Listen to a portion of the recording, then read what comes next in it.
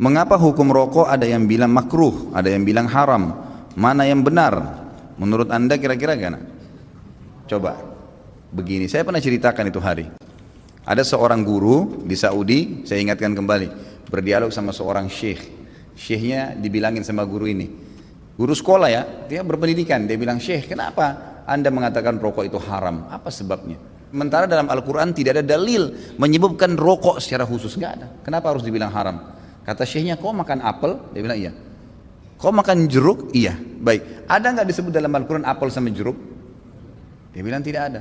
"Baik, itu tidak ada, tapi boleh dimakan." Kenapa? Karena masuk dalam umumnya firman Allah, Allah menghalalkan semua yang baik-baik dan Allah mengharamkan yang khaba'ith, yang buruk, gitu kan. Jadi ulama mengeluarkan kaidah semua yang baik maka halal, semua yang buruk maka haram. Semua subhanallah yang haram itu pasti berefek tidak baik, gitu kan. Lalu dia bilang, "Tapi setahu saya tidak buruk karena saya merasa nyaman-nyaman saja," gitu kan. "Saya merokok, saya percaya diri, saya nggak ada masalah." Ya orang mau mengatakan badan saya bau, baju saya bau, mulut saya bau, itu perkataan dia, tapi saya merasa nyaman-nyaman saja, nggak ada masalah, gitu kan. Berarti bisa saya katakan itu thayyibat, berarti baik ini buat saya. Dari mana tolok ukurnya ini baik atau buruk?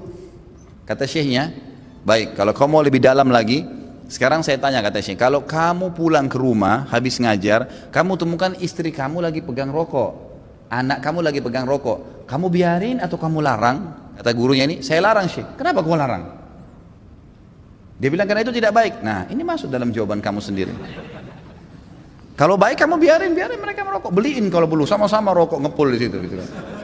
Tapi enggak ternyata, gitu kan. Jadi lebih baik ditinggalkan, gitu. Jadi jangan berdalih kalau salah dan tetap dilakukan, akuin kesalahan. Itu poin penting. Ini enggak, sudah salah membela, ini masalah ini. Enggak boleh, jadi terus menerus. Kadang-kadang subhanallah ada orang juga supaya dia tetap dalam mempertahankan kesalahannya, mencari orang yang lebih buruk, gitu kan. Ada pernah orang bilang sama saya, "Ustadz, saya baik Ustadz, kayak sholat saya masih jaga sholat maghrib, teman saya dan tidak sholat sama sekali." Jadi patokannya yang lebih buruk, supaya yang dia tinggalin 4 waktu sholat itu mending, nggak apa-apa gitu. Bukannya dilihat orang yang sholat lebih banyak, ini nggak boleh sebenarnya, gitu kan. Allahu alam. Jadi kalau kita lihat, kalau dikatakan memang kategori ulama di Indonesia, kalau di Timur Tengah saya nggak pernah temukan ada ulama menghalalkan rokok. Di Indonesia ini karena kiai kita terlalu murah gelarnya, ayahnya kiai, anaknya jadi kiai, bisa ceramah berapa kali atau pulang haji jadi kiai juga. Ini luar biasa ini. Saya mohon maaf, bukan menyombongkan diri sama sekali. Saya subhanallah berapa kali ketemu dengan orang-orang kiai. Kiai ini, saya kalau ketemu, subhanallah seperti kalau antum ahli listrik misalnya. Kemudian ada orang datang ngobrol masalah listrik, dia nggak ngerti. Misalnya ini listrik ini harus dipasang begini, jaringannya begini, terus dia bilang enggak harus begini, tapi dia salah jelas. Antum pastikan teorinya benar, salah ini orang. Kita akan bilang kok ngawur ini orang ngomong. Subhanallah, di kalangan dakwah penceramah pun begitu. Saya heran dari mana gelar-gelar kiai bisa didapatin nih gitu. Baca ayatnya salah, hadisnya dikarang-karang, banyak sekali sudah kesalahan. Cerita dongengnya sudah tidak masuk di akal. Orang yang mati bisa hidup kembali lah, ini dari langit lah, ini macam-macam. Yang tidak masuk di akal. Ini dari mana orang ini nih gitu. Ya, dari mana asal muasalnya bisa muncul gitu.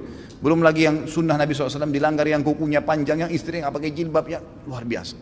Makanya kata ulama, kalau kamu melihat seorang alim, kau akan temukan kealiman itu pada diri dan keluarganya. Emang ada ciri di situ, istrinya, anaknya, memang ada ciri kealiman di situ. Ada ilm, alim kan itu maksud dari ilm ya. Ada pengetahuan agama pada diri mereka. Kalau enggak gitu. Ada teman saya, subhanallah, bawa undangan pernikahan tamatan Mesir waktu itu di kota Makassar. Perkawinan saya nggak hadir, nggak sempat hadir gitu. Kemudian dia datang setelah itu berkunjung ke rumah saya, gitu kan. Datang ada satu perempuan bersama dia rok pendek. Lalu kemudian ini tamatan Mesir dan LC gitu. Jadi akhirnya saya ngobrol-ngobrol sama dia, ahlan akhi, baik gini-gini. Saya tahunya selama ini orang yang memang teman-teman ini semoga Allah berikan hidayah, malas sekali terjun di dakwah gitu. Jadi mereka pulang, mereka sibuk dengan bisnis, tapi dakwah dilupain. Akhirnya tidak terbentuklah pribadi untuk berdakwah, intinya begitu. Terus saya bilang, "Mana harim antum?" Harim itu istri ya. Oh ini dia dengan malu nunjuk nih di sebelah gitu. Istri antum ini, masya Allah. Semoga Allah kasih hidayah ya. Jadi bisa, kenapa nggak nikah dengan wanita yang berjilbab banyak, kesian ngantri, gitu kan? Ngapain harus ngambil orang yang tidak? Susah, jadi PR lagi ya. Tapi Allahu alam, ya, masing-masing orang punya cara ya. Jadi kalau kita temukan teman-teman kita yang bergelar kiai ini yang memakruhkan rokok karena dia masih merokok, gitu kan? Memang begitu.